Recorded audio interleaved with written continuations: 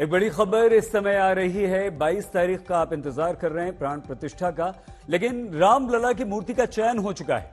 3 मूर्तियों में से एक मूर्ति को चुनना था, जिसके लिए बड़ी बैठक हुई थी और इस मूर्ति का चयन हो चुका है।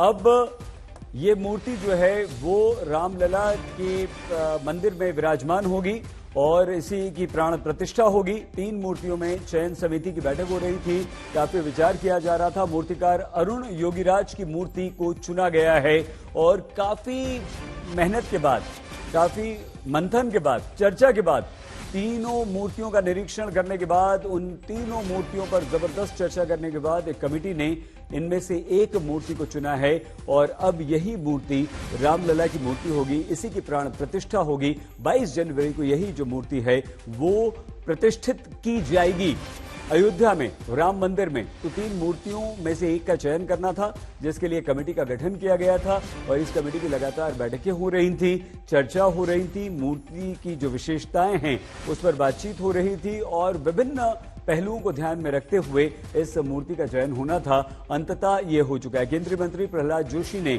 इस बात की जानकारी दी है और ये कहा है, अब ये पहली तस्वीर हम आपको दिखा रहे हैं। तो 3 मूर्तियों में से एक मूर्ति का चयन हुआ है। प्रहलाद जोशी केंद्रीय मंत्री ने इस बात की जानकारी दे दी है और सोशल मीडिया ऐप एक्स पर इसकी जानकारी प्रहलाद जोशी की तरफ से आई है और वो ये कि अब रामलला की मूर्ति कौन सी होगी, राम मंदिर में कौन सी मूर्ति प्रतिष्ठित होगी, इस बात की जानकारी मिल चुकी है। तो मूर्ति का चयन हो चुका है और इसकी आधिकारिक घोषणा भी कर दी गई है। रामलला की मूर्ति का ये चयन हुआ है। अब देखना यह होगा कि प्राण प्रतिष्ठा के लिए अरुण योगीराज की बनाई ये रामलला की जो मूर्ति है ये श्याम वर्ण है। मूर्ति का चयन किया गया है, जो आप देख रहे हैं श्याम वर्ण मूर्ति का चयन किया गया है।